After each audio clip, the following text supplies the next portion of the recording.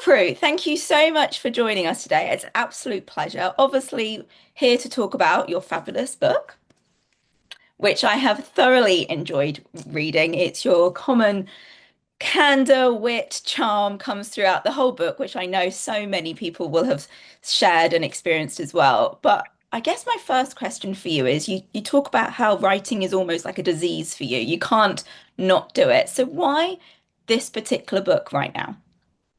Well, it's the first book I've written voluntarily in a way. All the other books, I've been obviously compelled to write them because, writing is a disease. Any writer will tell you that they can't not do it. I mean, you never hear anybody say, right, I'm reached 65, so I'm never going to write again.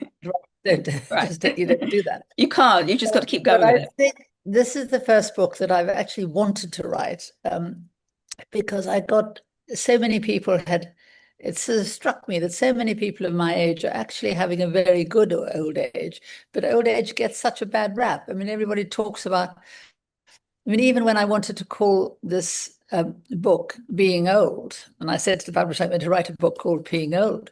And they said, oh, you can't write that. I mean, old is such a negative term. And I said, Right. that's my problem. That's why I need to write the book, because it's being old is not the end of the world. I mean, frankly, I think it's if you polled most people, they'd say their teenage years were rather worse than their old age. We can all attest to that. Yep. Um, so I just wanted to write it, and really because do a lot of journalism, I'm used to writing sort of pieces from just 500 words to 2,000 words about a certain subject. And I thought, how am I going to tackle this thing about being old? And I thought, well, actually, I just want to have a rant about all the things that old age people think about, that old people think about. Um, obviously there's health and exercise and all the boring stuff, but there's also, what it's like being a grandmother and your duties or non-duties, your attitude to grandmotherhood and your and death but it's not am I making it sound a really serious and soul destroying book? But It's I hope not. it's I not. can I attest, think it's definitely not that. It was very uplifting. As somebody in my 30s, I thoroughly enjoyed reading it. So I think it is actually very uplifting and everyone would appreciate and gain from reading it. But even that, when coming back to that word old, being old, um, my publisher said, look, let's call it being older. And I said, that's Mm. exactly the problem, that everybody thinks they have to soften it. Like they talk about older people and elderly, I mean, come on, old is fine. What's the matter with being old? Right. It's surely, I mean, our view is surely old should be the goal, right? Is that it's a normal, Exactly. natural, and if you've got there and you've been lucky enough to get there, then that's I something mean, to, of cherish. course, I'm aware that there are a lot of people who have a miserable old age. I mean, Yeah. I feel really sorry, and I get a lot of letters from people who say, it's all very well for you, but I've lost all my family. My children are abroad. I'm on my own. I have very little money. Um, I don't, I don't, I'm not having a great old age. And of course, I'm aware that there are many, many people who are not as lucky as me, and that an enormous amount of my luck, my life has been about luck.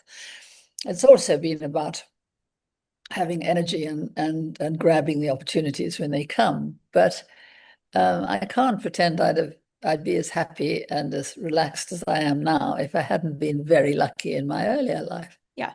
I mean, you can really see that zest for life. And I think one of the things that I really appreciated with the book is obviously you do speak about old age, but you don't frame it as just in your chapters. You don't just focus on the now. You do look at, you tell anecdotes, you tell experiences, stories throughout your entire life course so far. And I think that's a really refreshing framing of aging. It's not just suddenly you age at 40, 50, 60 plus. You're showing that you've aged since the moment you're born and now what this has all come to. And I really appreciated that. And you really get that energy coming across in the book, I think. Yeah, I think energy, a lot of happiness is about energy. Um, or at least for me, I can't speak for the whole world.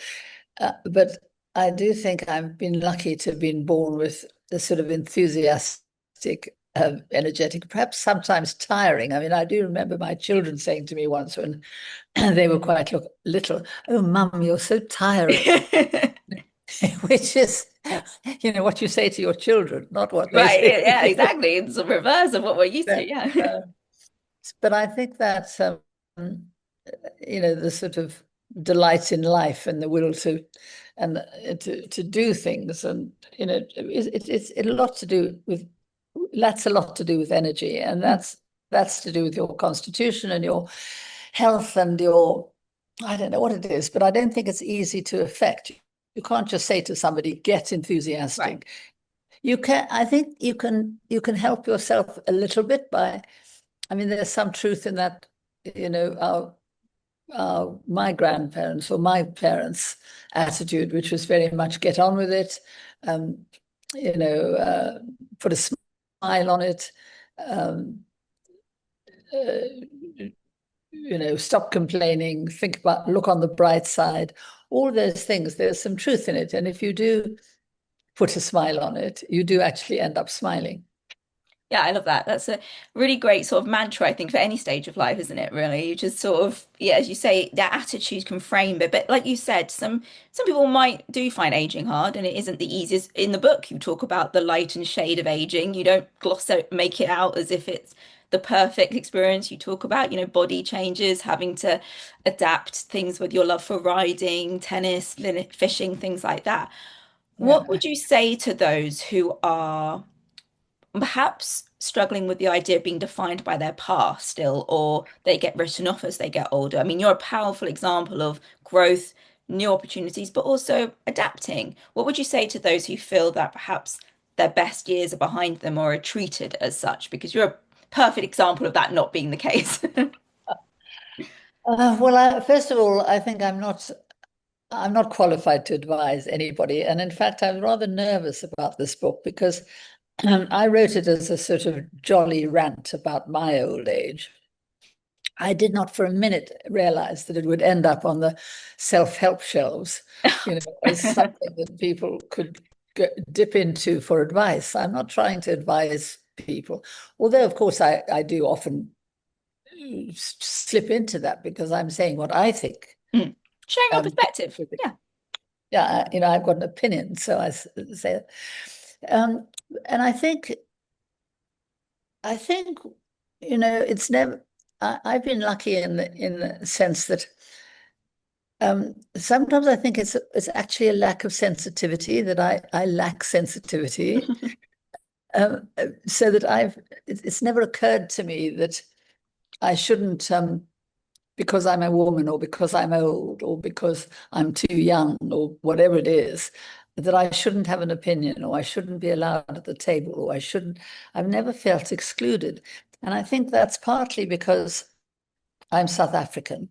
And when I arrived in Europe in my late teens, I was, I'd sort of been brought up in the sunshine in a very encouraging family. I'd loved everything. I'd had a good life, and so it never occurred to me that it need be any other way. And so I suppose I managed to almost gate crash British society, partly because I was a good cook and I was people's cook. But it never occurred to me that cooks should have to stay in the kitchen and never talk to the guests or be, I would just always think I had a place at the table, and I had that I had a right to say stuff, even if people could disagree with me, but I wasn't going to lock myself out of Right. a You weren't going to cage yourself and I wasn't going to just put come to myself in those. a cage. I Yeah. mean, if somebody else wanted to lock the door with me on the wrong side of it, well, that's their choice. Mm. But so I think that lack of sensitivity, in a way, or boldness, or whatever you want to call it, has helped me. And I think that confidence comes from, I think, from a happy childhood and encouraging parents. Do you think, though, you mentioned, saying that you didn't expect the book to end up on, say, the self-help shelves and things like that. Do you think that shows there is an appetite and a need for more conversations openly? And, you talk about how you want to bust taboos around the word old. I mean, even in the last 5 years, do you think this book even would have been, I mean, being Prue Leith, I think you probably could have done it. But I think when someone like yourself takes a stand and says, I want to use the word old, and you use oldies throughout the book a lot, and that makes a difference. But do you think there has been a shift in the last 5, 10 years with I think accepting to there talk about has. aging? I think there has, and I think that's partly due to we're all living longer, so there are Mm, more of us. So there's a more powerful lobby for the over 60s than there used to be because there are more of us. right. And I think, I think business has been slow to wake up to the grey market. I mean, they don't realize that our generation, and they realize it now, but the truth is that our generation, my generation and the one immediately below me, have lived pretty high on the hog. We had it much better than you guys. It's highly unfair, but the truth is we have more money and and um, probably, dare I say it, a better education than kids today, Mm, young people today. And so the sort of business has woken up to, hey, there are all these people who are we've never thought about, like fashion. We've never thought about it would be a good idea if the buttons weren't so small because old people have struggled to get their hands around tiny buttons. Why can't we have coats with big buttons? right. Just They could simple little tweaks and differences, right? fashion designers still think about the models Mm, that are walking on the catwalk who are in their 20s or 30s. Um, but the money is not there. That's not, 20s and 30s can't reality afford that I that. agree. Yeah. 20s and 30s can hardly afford designer clothes. Where the old trouts like us, we can. So, think about us when you do. But they are beginning to rumble that. And the same with with anything that's being sold. You're really stupid if you don't think about older people. One of my chief rants, and I said it in the book. I know I did it. I can't remember where, but I think about it so often because I stay in a lot of hotels, Oh, and on you the bottles in the yeah, hotels. Yeah, your the the shampoo. Yeah. tiny little shampoo bottles, tiny little, all fine, and very nice to be given a free dose of shampoo or but when I'm standing in the shower, I want to be able to know whether I'm picking up the shampoo or the conditioner or the I don't know, mouthwash or whatever it might Yeah, be. right. and and um, and who wears their specs in the shower? Well, I mean, I have very bad eyesight too, so I can't see the bottles either, Prue. I mean, and I mean, it I know wouldn't. exactly what you mean. And I said this to my parents. I was chatting with them over the weekend. My And dad uses the word crinklies rather than oldies as a bit of quickly, tongue in yeah. cheek. And they were like, yeah, I can't see anything. What's going on? And the ridiculous thing about that, the typeface on a bottle, uh, presumably they want you to read the label. Right. So they better make the label legible. It won't hurt them. It can't hurt their market if their young market, if they make the typeface bigger or darker. It's not The going to other hook thing is anyone. Yeah. designers get going at this, and designers love very pale prints on grey background. They think that's the coolest way to, you go to a restaurant and the menu is beautifully designed. They've paid somebody to about the typeface and quality of the paper and blah, blah, blah, blah. You can't read it because the light is very low, Yep. and they have grey print on a grey background. And and guess what? They solved this. I was in a restaurant the other day, and the waiter just took a little torch out of his pocket, and he said, "Yes, we have a solution for that." And he gave us a little torch, and all the waiters had a torch in their pockets. Actually, it would have been simpler to make the. Exactly. Why have the torch? Just do the menu test. Okay. But exactly, we're not designing for the fact that, like you say, populations are aging, demographics are shifting, and yet design is so over design. There's an over design, isn't there, of No, you aesthetic don't, versus actually practicality. it's not as if you have to do something extra special for oldies. It's not as if you have to, I understand that, I don't know, Zimmer frames are definitely designed for people who can't walk properly or walk as they used to. Yeah, so that's no good to somebody who just walks perfectly well. But I'm not asking them to change that, make the label not suitable for young people. I'm just making it To for make it more everybody. accessible for everyone. Exactly, exactly. Do you think that is where the next, because we are talking better about aging. Do you think that's the next sort of development of the conversation? Is it's not just talking about it, but doing it? Is that what Yeah. needs to change? Yeah, yes. And I think, but funnily enough, I've been having this conversation for many, many years. Mm. And I'll just tell there's a name dropping now. I'll tell you a little story. When I was chairman of the Royal Society of Arts, Yeah. one of the committees we had was on, I don't know, it must have been, I can't remember what it was, but anyhow, Prince Philip, who was our patron, Hmm. he was the chairman of this committee. And we were discussing design for aging.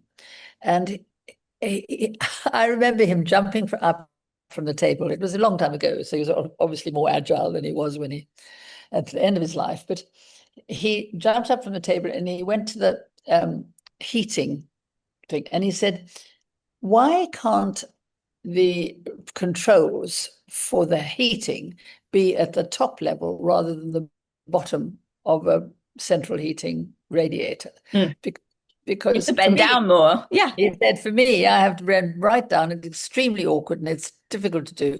It must be possible to design a method.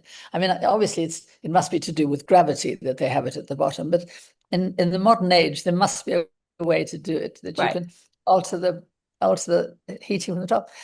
And that must be 50 years ago or 40 years ago, that conversation was going on. So not a lot has No, changed. no, it hasn't. I think, And yeah, there's been progress, but it's incremental. not fast enough. Yes. Do you think has there anything that you've struggled with old age in terms of your own internalized sort of narrative? Talking about 50 years, things haven't changed much. Did you have to confront anything in yourself and go, hang on, I might need to tweak my thinking around that at all with getting older? Well, I've certainly had to adjust to lots of stuff. Like, I remember when I was riding a lot, wanting to swap horses with my son because I was a better rider than him, and he was very young, but he couldn't control the horse he'd been given, and I said, "Well, let's swap." And he said, "No, Mum's fine. I'll manage." And I said, "No, come on, darling. I'm a better rider than you." And he said, "Yeah, sure you are, Mum, but you can't afford to fall off." And that was the first time I thought, he's probably right. Mm. I can't afford to fall off. And then, of course, eventually I realized that when my daughter went to school, when my daughter went to university, say she went away, Mhm. um, she sold her horse and she and I used to ride together. And then so I was riding on my own at that point. And then I thought, you know what? If I fall off this horse, and I'd had him for years, but he was still quite capable of dumping me if he wanted to. Um, I will be lying in a ditch and he'll be cropping the grass beside me, waiting for me to get back on again. And what he won't be doing is going home to fetch help. And again, yeah, you won't be picking up the phone and saying, we need someone to come in. No, no. Or you know that you're too young to know about Lassie, but there used to be a I do know the dog Lassie. I actually did a toast to the lasses at a Burns night, and it was a jokingly done to Lassie the dog. So I do know Lassie. well, Lassie the dog was a wonderful story in my youth, and he always he was with this family, and he was the best part of the family, and he would have run home to get help, So Yeah, this you horse weren't is having that. not going to Yeah, be like yeah. Lassie.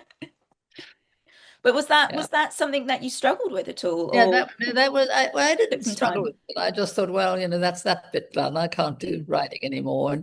And I remember I gave up tennis when my I'd had an operation on my knees, and I came back, and I was so keen to play tennis. I probably went at it too early, and I remember I jumped up I just thought there was this perfect smash that I was going to, and I got the smash all right, but then I landed on my knees, and that was a moment of thinking, right, I can't do all the things I Mm, used to, and but it never worried me too much. Life's life. There's no point in keening about it. sure. I think the thing is that a lot of the companies we talk to is they're trying to get this idea of preventative.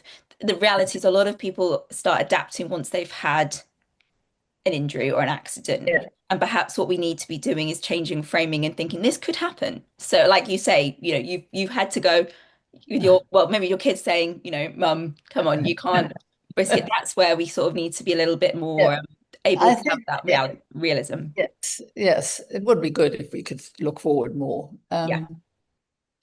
But even if it's a rude awakening, as long as you don't worry about it, I just think we have to be careful of being so nervous of life that we don't dare anything. I mean, I think better to risk and fail than not to risk at all. I think a bit of risk is good for us.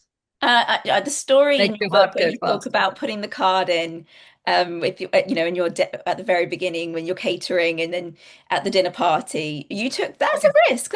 You could argue that was a risk, and you put the card in into the pockets, and you were really bold and just savvy. Um, I was cooking a dinner party. I was very young. I was cooking a dinner party for some woman who I didn't like very much. She was really snobbish, and she claimed, somebody said I could hear them through the hatch there was a hatch between the kitchen and the dining room, and I could hear the guests talking, and I heard one of the guests asking for my details because he liked the food and he was looking for a cook for his director's dining rooms. And so I thought, oh, good.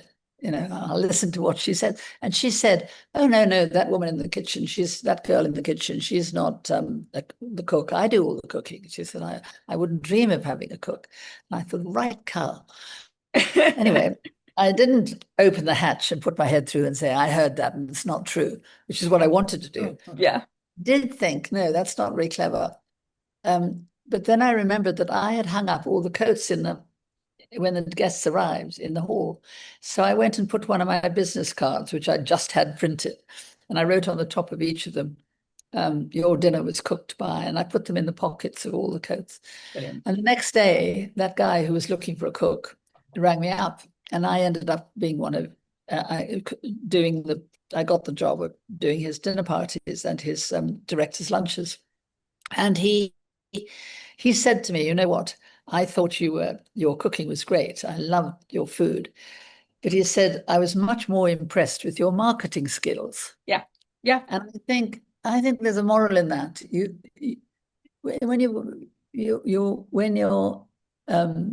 starting a business, or however skillful you are, however good you are at what you're selling, nobody's going to sell it except you.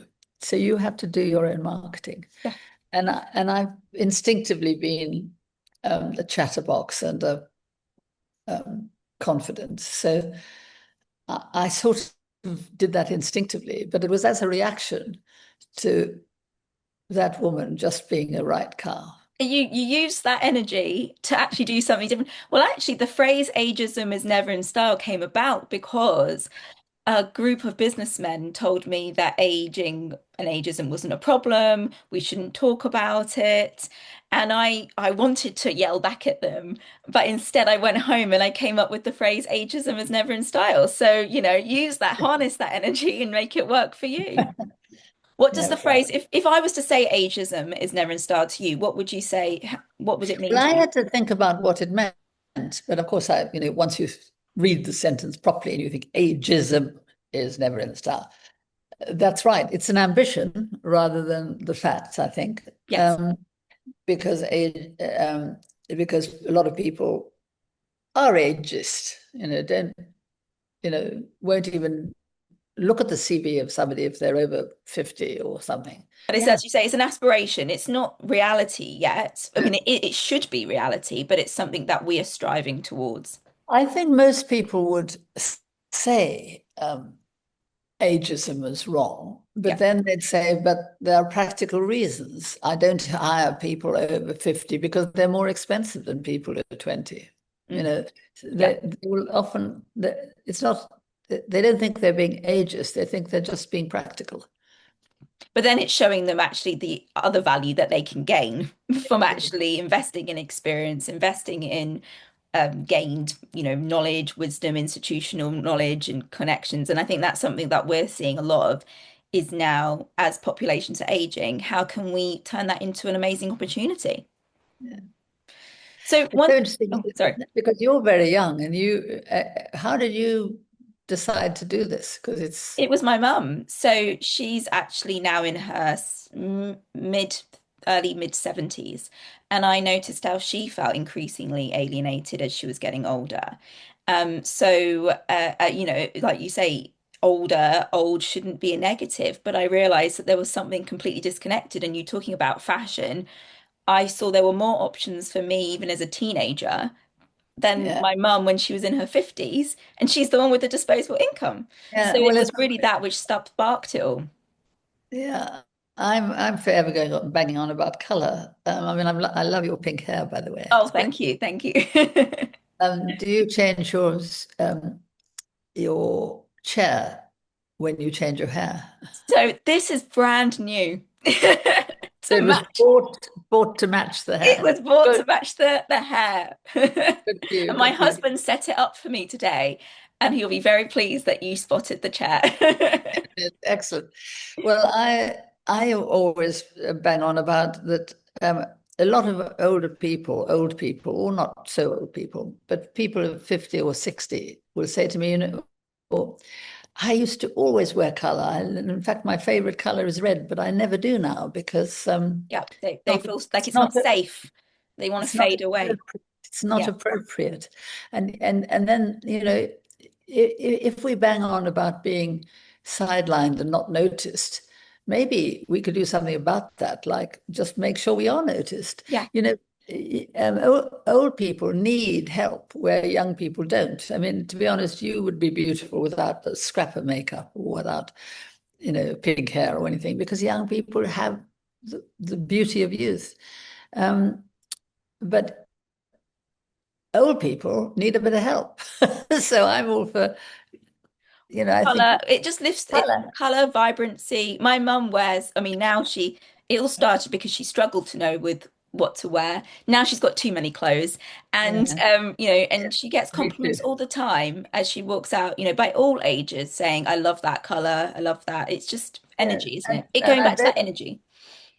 yes, and I bet some people say to her, as they do to me, I used to wear color, but I don't anymore. Yeah. So that's self-exclusion, It's which, self-exclusion. One of the phrases we've been using this year is age liberation. And I think that is about breaking free from these boxes, like you say, self-exclusion, limitations that we can place on ourselves. And actually, if we can recognize that we can have freedom, choice, and energy at every age and stage of life, I think it makes a massive difference. yep, I think, but it is changing. I mean,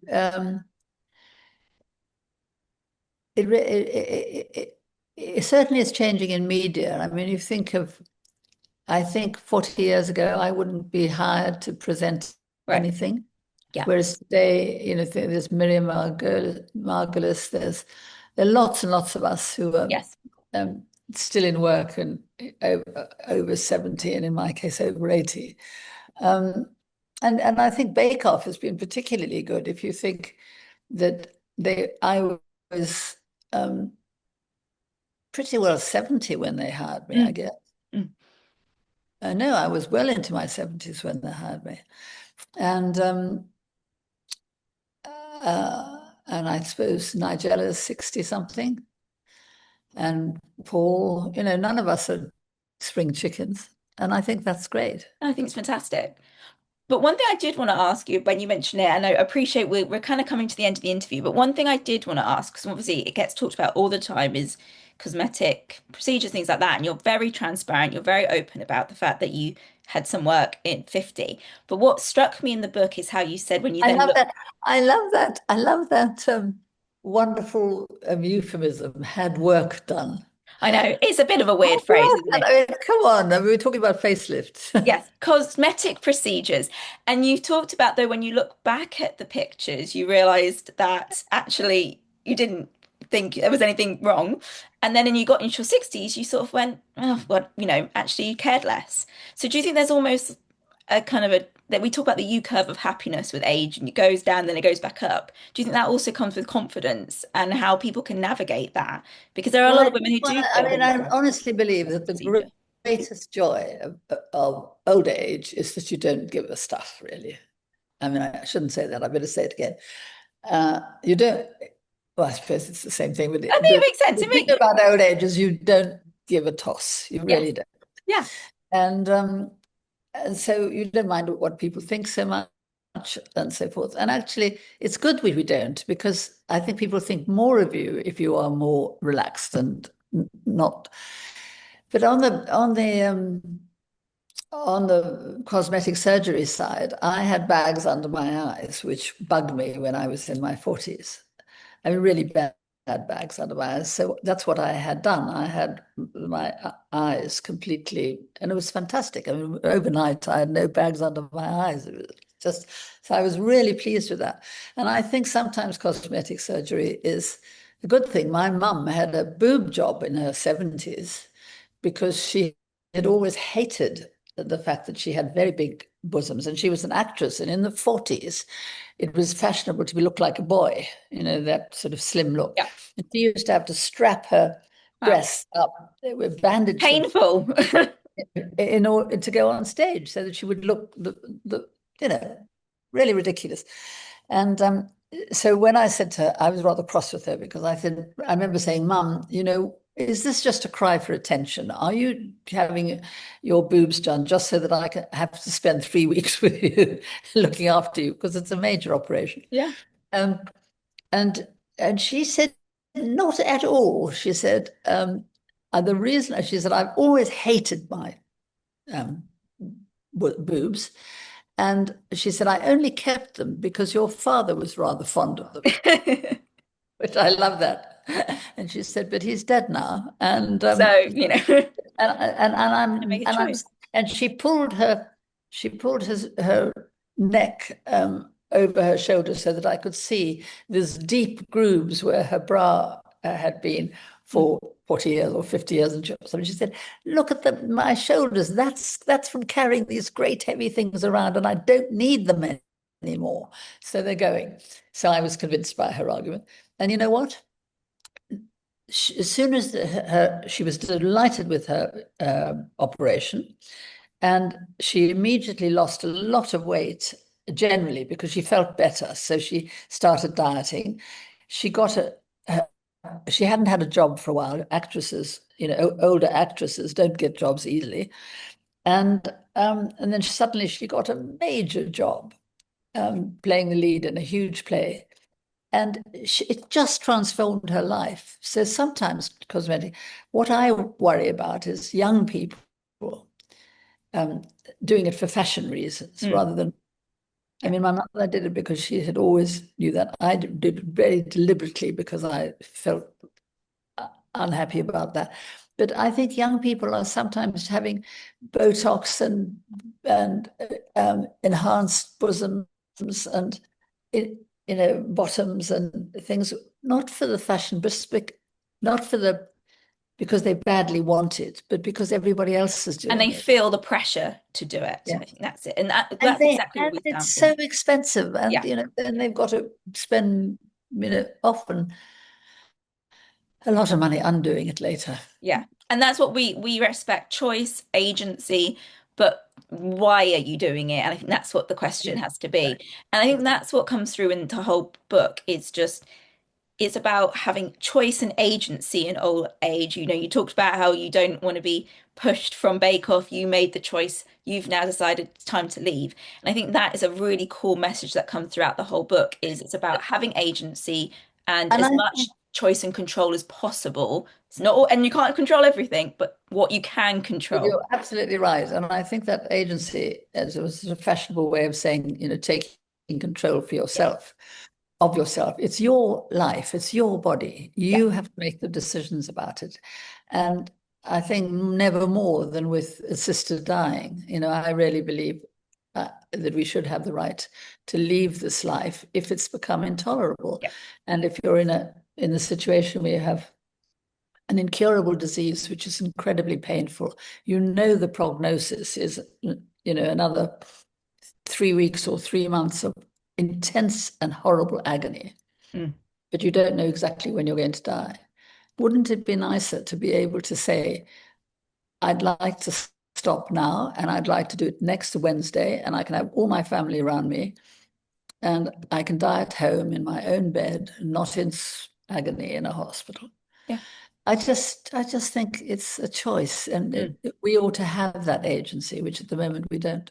Yeah, I completely agree. And I think it's about having respect and I think also you talked about talking about dying more in a much more matter of fact and again kind of Exactly. destigmatizing that as well.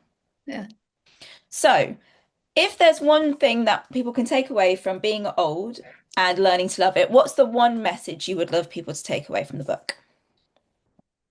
Well, I think it's written in the dedication, which I dedicated this book to all my grandchildren. Well, mine and my husband's, and there's 12 of them all together. And I listed them all, and I said um, something I forget the exact sentence, but something like, "This is to show that old age is not as gross as you think it is." And I think that's my message. Old age Love need that. not be gross. Brilliant. Completely agree. Wonderful. Well, thank you so much, Prue. It has been an absolute pleasure having a chat with you today. Thank you so Well, much. thanks.